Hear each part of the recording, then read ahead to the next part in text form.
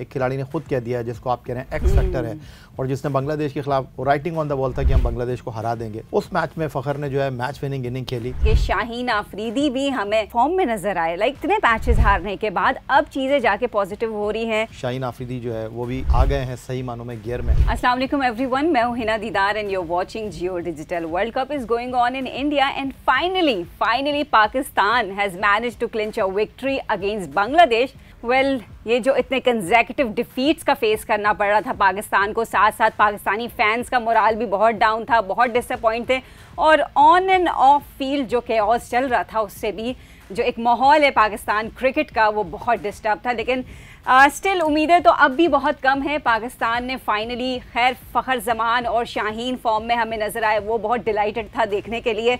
बात करेंगे और आगे जाकर अब जो नेक्स्ट मैच है वो पाकिस्तान न्यूजीलैंड के अगेंस्ट खेलेगा। असल मुकाबला तो ये है ना कि जो अभी हमारे खिलाड़ी फॉर्म में आए हैं वो न्यूजीलैंड के अगेंस्ट कैसे परफॉर्म करते हैं, बात करेंगे। आज हमारे साथ एक बार फिर मौजूद हैं senior sports journalist and sports anchor. बहुत शुक्रिया है ना। और सबसे पहले तो आपने कहा कि डिलाइटफुल विक्ट्री पाकिस्तान की, डिलीशियस कॉफ़ी आपकी, थैंक यू वेरी मच। बहुत कम लोग वादा पूरा करते हैं, आपने वादा पूरा किया। हाँ, लेकिन आप खुश और नाखुश होने की बात करें तो थोड़े से जितनी एनर्जी इस वक्त आप में दिखाई दे रही है। आपने तो शो को होस्ट करना है तो वो कहते हैं पंप्ड अप हुई हुई आप। तो आपने थोड़ा सा लोगों को एंगेज भी करना है। बहुत खुश हूं पाकिस्तान के लिए। नहीं, होना भी चाहिए। ये तो हार जीत तो होती रहती है, बट सिर्फ एक ही शिकवा है कि बहुत देर की मेहरबान आते हैं। और जो दूसरी सबसे इम्पोर्टेंट चीज़ है कि हार जीत खेल में हो जाती है। 10 टीमें पार्टिसिपेट कर रही हैं, 4 टीमों को ही उस जहाज़ का टिकट मिलेगा जो कि सेमीफाइनल की 4 टीमों का होगा और 10 में से एक टीम चैंपियन बनेगी, बाकी 9 टीमें खालियात रह जाएंगी। लेकिन एक बात जो लोग करते हैं ना वो ये है कि अगर आप लड़कर हारें ना, अगर आप गिव अप ना करें तो किसी को कोई दुख नहीं होगा। Yes definitely. वेल, सबसे पहले तो हम डिस्कशन का आगाज़ फ़खर जमान से करेंगे। और लास्ट टाइम जब हम आपसे डिस्कशन कर रहे थे यू आर सेइंग कि मुझे अब भी उम्मीद है कि फ़खर जमान एक लॉन्ग इनिंग्स और इम्पैक्टफुल इनिंग्स खेलेंगे। तो कल की परफॉर्मेंस में ही हिट 7 सिक्सेस 3 फोर्स। क्या कहेंगे, फ़खर जमान ने एक कमबैक तो दे दिया है, बट क्या लगता है कंटिन्यू कर पाएंगे? देखें है ना, जो गुफ्तगू की ना प्रेस कॉन्फ्रेंस में फ़खर ने, वो बड़ी अलार्मिंग गुफ्तगू है। पहले उनसे सवाल हुआ कि फ़खर आपकी फ़िटनेस कैसी है, तो उन्होंने कहा ऑल इज़ वेल। और उन्होंने कहा कि ऐसी कोई फ़िटनेस का मसला मुझे था नहीं और मैं मैच तो अवेलेबल था मैच के लिए, बट टीम मैनेजमेंट का डिसीजन था कि वो मुझे नहीं खिला रहे थे। तो ये एक बड़ा मेरा ख्याल है क्वेश्चन मार्क है। फिर उनसे अगला सवाल ये हुआ कि यार आप वनडे क्रिकेट में अपनी 1100 कर सकते थे बट आप 81 पर आउट हो गए। उन्होंने कहा कि मुझे गेम प्लान ये दिया गया था कि 28-29 ओवर में आपने फिनिश करना है, वरना अगर मैं अपने लिए खेलता तो बहुत आसानी के साथ जो है मैं 100 कर सकता था। तो ये दो उनकी जो चीज़ें हैं प्रेस कॉन्फ्रेंस की वो बड़ी इम्पॉर्टेंट है और अच्छी बात है कि उन्होंने टीम के लिए सोचा, उन्होंने टीम के लिए अपनी सेंचुरी की। अच्छा, जहाँ आपने बोला ना कि फ़खर जमान ने कहा है कि मैं पहले भी अवेलेबल था, तो it raises so many questions, why he hasn't been given chance to play। अगर किसी को नी प्रॉब्लम है और वो मैच के लिए अवेलेबल नहीं है तो वो फील्डिंग करने के लिए कैसे आएगा? आपने देखा साउथ अफ्रीका के मैच में जब आपको 11 खिलाड़ी करने पूरे मुश्किल हो गए थे तो फ़खर आपको फील्डिंग करते हुए नज़र आ रहे थे। वहाँ पर हम उंगली उठाते, हम सवाल करते तो कुछ अलग कहानी बन जाती। लेकिन अब जब अपने मुँह से वो बात कर रहे हैं तो आई थिंक मेरा ख्याल है कि बहुत सारी चीज़ें जो हैं उस पर गुफ्तगू करना बनती नहीं है। एक खिलाड़ी ने खुद कह दिया है जिसको आप कह रहे हैं एक्स फैक्टर है और जिसने बांग्लादेश के खिलाफ राइटिंग ऑन द वॉल था कि हम बांग्लादेश को हरा देंगे। उस मैच में फ़खर ने जो है मैच विनिंग इनिंग खेली। तो बहरहाल ये सारी चीज़ें अपनी जगह मौजूद हैं। यही छोटी मोटी चीज़ें हैं जो अगर हम सेटल डाउन कर लेते, चीज़ों को अच्छे तरीके से मैनेज कर लेते तो शायद आज हम 5 पे नहीं होते। हमारे बारे में टीमें सोच रही होती हैं कि यार पाकिस्तान उससे हार जाए, पाकिस्तान का ये मैच जो है वो पाकिस्तान कम मार्जिन से जीत जाए तो शायद हमारे चांस बन सकते हैं। तो टीम आपकी अच्छी थी, थोड़ी बहुत आपको जो है वो चॉप एंड चेंज करने की ज़रूरत थी जो आपने नहीं की और आज उसका नतीजा भुगत रहे हैं। वेल, हम उम्मीद करते हैं कि आगे भी जो खैर रह कितने गए मैच, सिर्फ 2 मैचेस रह गए न्यूजीलैंड और इंग्लैंड के साथ, तो फ़खर जमान और अब्दुल्ला शफीक की जो एक मोमेंटम क्रिएट हो गया है वो आगे भी हम देखते हुए नजर आए। और ख़ासकर एक चीज़ बहुत इंपॉर्टेंट है, फ़खर जमान ने एक ही मैच में हमें 7 छक्के और बड़े ज़बरदस्त अंदाज में छक्के हिट करते हुए दिखाए। लेकिन पिछले मैचेस में देखें तो काफ़ी दीगर खिलाड़ियों ने इस तरह परफॉर्म करते हुए नहीं दिखाए। इफ्तिखार मैं बोलूँगी, इफ्तिखार ने एक मैच में 3 छक्के मारे। उनको मानता नहीं है ना कोई, अनफॉर्चुनेटली उनको कोई मानता नहीं है। उनको कोई तस्लीम करने के लिए तैयार नहीं है कि भाई हमारी टीम के लिए खेल रहे हैं। बस कभी भेज देते हैं उनको, दिल चाहता है तो बैटिंग आ जाती है उनकी, वो कुछ कर देते हैं, फिर कुछ कर भी देते हैं, तो उन बेचारे को जो है वो इतना एप्रिसिएशन मिलती नहीं है। ये जो आपने छक्कों की बात की, 1200 गेंदें खेलने के बाद हमने पहला छक्का मारा था 10 ओवर पहले। तो बहरहाल अगर आप फ़खर ज़मान की बात करते हैं तो देखिए यही फ़खर ज़मान की खूबी है और यही वो चीज़ है जिसकी वजह से उनको वर्ल्ड कप के लिए आउट ऑफ फॉर्म होने के बावजूद टीम में सेलेक्ट किया गया था। उनके बारे में चीफ सेलेक्टर इंज़मामुल हक जो मुस्ताफ़ी हो चुके हैं, पता नहीं उनका मुस्तकबिल क्या होता है, उन्होंने ये कहा था कि एक्स फैक्टर है और पूरी दुनिया ये बात कर रही थी कि यार फ़खर जो है वो एक्स फैक्टर है पाकिस्तान टीम का।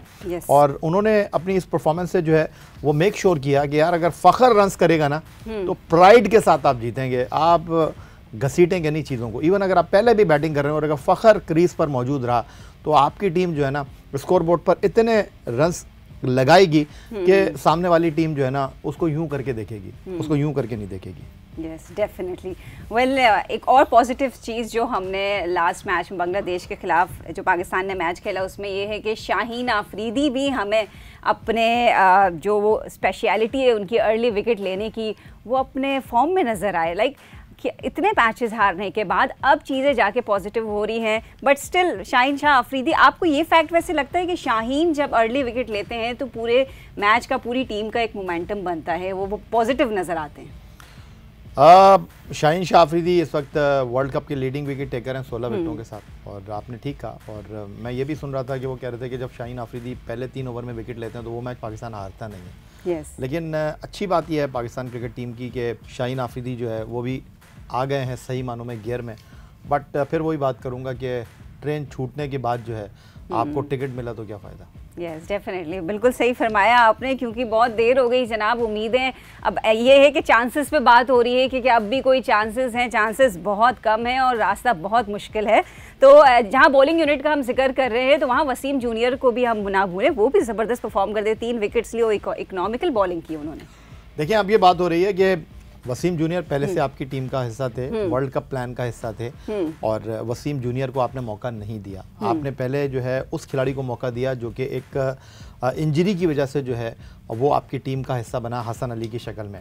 आप हसन अली के साथ खेलते रहे। हसन अली ने बॉलिंग बुरी नहीं की, ये तो आपको मानना पड़ेगा, बट वसीम जूनियर के लिए बड़ी अच्छी बात है क्योंकि उनका करियर इन मैचों के ऊपर डिपेंड कर रहा था, क्योंकि पहले ही उन लोग उनसे बात कर रहे थे कि यार आप इनको क्यों टीम में लेकर आए हैं। तो कम से कम उन्होंने जनाब अपने लिए सुख का सांस लिया है। पाकिस्तान टीम सेमीफाइनल में पहुंचे ना पहुंचे, लेकिन वसीम जूनियर ने जो है अपने करियर को जो है वो इस परफॉर्मेंस के साथ जो है डेफिनेटली क्वेश्चन दिया। बिल्कुल, और दुनिया को दिखा दिया अपना टैलेंट, उनका क्या पोटेंशियल है। लास्ट मैच में बांग्लादेश के खिलाफ वेल एक विक्ट्री मिली हमें कंसेक्यूटिव 4 डिफीट्स के बाद, इट शुड बी पॉजिटिव। और जो पाकिस्तान टीम है ऑफ कोर्स पॉजिटिव नोट के साथ अब अगले 2 मैचेस खेलेगी। और बांग्लादेश को हराने के बाद अब जो पॉइंट्स टेबल की सूरत हाल है, पाकिस्तान 7वें नंबर से अब 5वें नंबर पे, मतलब ऑस्ट्रेलिया से बिल्कुल एक कदम नीचे। लेकिन नेट रन रेट के लिहाज से बात करें तो बड़ी मेहनत है और चांसेस बहुत कम है। अगला मैच जो पाकिस्तान खेलेगा वो न्यूजीलैंड के खिलाफ है, और हम सबको पता है न्यूजीलैंड किस फॉर्म में नज़र आ रही है। इंडिया के बाद न्यूजीलैंड जो है वो डेंजरस टीम है। तो पाकिस्तान अब एक अच्छा मैच हो गया, न्यूजीलैंड का सामना करना है, तो इसी टीम के साथ मेरे ख्याल से आगे बढ़ना चाहिए, प्लेइंग 11 के साथ। मैं ये देख रहा था है ना कि क्रिकेट को अजीब इत्तेफाकात का खेल कहा जाता है, और ग्रेड की तरह रंग बदलता हुआ ये खेल है, नंबर्स का ये खेल है। मुझे अच्छी तरह याद है 92 में जब पाकिस्तान टीम ने क्राइस्टचर्च में न्यूजीलैंड को आखिरी लीग मैच में हराया था, तो टीम के खिलाड़ी बाहर जाकर सेलिब्रेट करने के बजाय अपने कमरे में टेलीविज़न सेट के सामने मौजूद थे, क्योंकि सिडनी में ऑस्ट्रेलिया और वेस्ट इंडीज़ का मैच था। और हमारी किस्मत इस बात पर डिपेंड कर रही थी कि वेस्ट इंडीज़ की टीम बहुत अच्छा परफॉर्म कर रही थी। उनके पास वॉश थे, बेंजुमन थे, रिचर्डसन थे, हेंस थे, उनके पास ब्रायन लारा जैसा प्लेयर था, गस लोगी थे, और उनके पास जो है वो हारने का कोई सामान था नहीं। लेकिन हम दुआ कर रहे थे कि जनाब वेस्ट इंडीज़ हार जाए, ऑस्ट्रेलिया जीत जाए, और ऑस्ट्रेलिया तो शायद उनके लिए टूर्नामेंट पहले ही ख़त्म हो गया था, हम सेमीफाइनल खेल लेंगे। और वाकई ऐसा हुआ, और आप हैरान होंगी कि बिल्कुल एक स्मूथ सेलिंग थी विक्ट्री की तरफ। ब्रायन लारा मौजूद थे, टीम को लेकर चल रहे थे, और उनको जो उनके नॉन स्ट्राइकर का बैट्समैन है आधी विकेट पर आके उसने मना कर दिया। हालांकि अगर वो अपनी विकेट की कुर्बानी दे देता, लारा को आउट कराया और हम लोग जो है वो सेमीफाइनल में पहुंच गए। अब आपको याद होगा लास्ट ईयर एडिलेड में साउथ अफ्रीका और नीदरलैंड का मैच था। उस मैच से पहले भी हम दुआ कर रहे थे कि यार नीदरलैंड जो है वो साउथ अफ्रीका को हरा दे। दीवाने का ख्वाब मालूम हुआ था कि यार ये क्या बातें कर रहे हैं, और बाकी ऐसा हो गया और हम सेमीफाइनल से पहुंच गए और फिर फाइनल भी हमने खेला। अब आप देखिए किस्मत की सितम ज़रीफ़ी कि अब यही पाकिस्तानी कौम है वो दुआ कर रही है हाथ उठाकर सिजदे में जाकर कि यार साउथ अफ्रीका जीत जाए और अगले मैच में हम जो है दबोच लेंगे न्यूजीलैंड को। तो आज का मैच ज़रा इंपॉर्टेंट है। फिर उसके बाद चिन्नास्वामी क्रिकेट स्टेडियम बेंगलुरु में हम मैच खेलेंगे। हमारी टीम जो है उड़ान भर चुकी है कोलकाता से बेंगलुरु के लिए, और ये वही बेंगलुरु है जहाँ पर हम ऑस्ट्रेलिया से हारे हुए हैं। 65.5 मीटर की बाउंड्री है, छोटा ग्राउंड है और यहाँ पर लंबे रन्स बन सकते हैं। और हमारा जो एक सबसे बड़ा प्रॉब्लम है वो ये है कि ठीक है हमने बांग्लादेश को शिकस्त दी है, लेकिन मिडल ओवर का जो हमारा प्रॉब्लम है वो बदस्तूर मौजूद है। आप देखें कि मिडल ओवर में बांग्लादेश ने हमारे खिलाफ भी सर्वाइव किया। पहले 4 विकेट उनके जल्दी गिर गए थे, बट शाकिबुल हसन ने महमूदुल्लाह के साथ टीम को जो है वो 150 प्लस कराया। वो आखिरी ओवर में शकीबुल हसन रन्स करने की कोशिश में आउट हो गए, बट उन्होंने संभाल लिया था। 62 रन दिए उसामा मीर ने। तो ये हमारा एक बड़ा आप कह लें कि वीक एरिया है, और अगर न्यूजीलैंड को आप ऊपर से आउट नहीं करेंगे तो न्यूजीलैंड जो है बीच ओवर में आपको आके मारेगा। और न्यूजीलैंड की बैटिंग में डेप्थ भी है, तो ये आपका एक एरिया ऑफ कंसर्न है। लेकिन अच्छी बात है कि हमारी टीम ने जो है वो जीत की इशारा पर 4 नाकामियों के बाद कदम रखा है। इतना ज़्यादा सोचना नहीं चाहिए, क्योंकि वो लोग जिनको शुगर का मसला है, जिनको हाई ब्लड प्रेशर का मसला है, उनको सिर्फ जीत के बारे में सोचना चाहिए। इतना सब कुछ सोचेंगे तो फिर गोली के ऊपर जाना पड़ेगा। बिल्कुल। वैसे आप समझते हैं शादाब और नवाज को जैसे लास्ट मैच में आउट किया गया, क्या इस मैच में भी उन्हें बाहर थोड़ा आराम करना चाहिए, या अगर डिसीजन लिया गया उनमें से कोई एक वापस इन हो गए तो क्या फ़र्क पड़ेगा?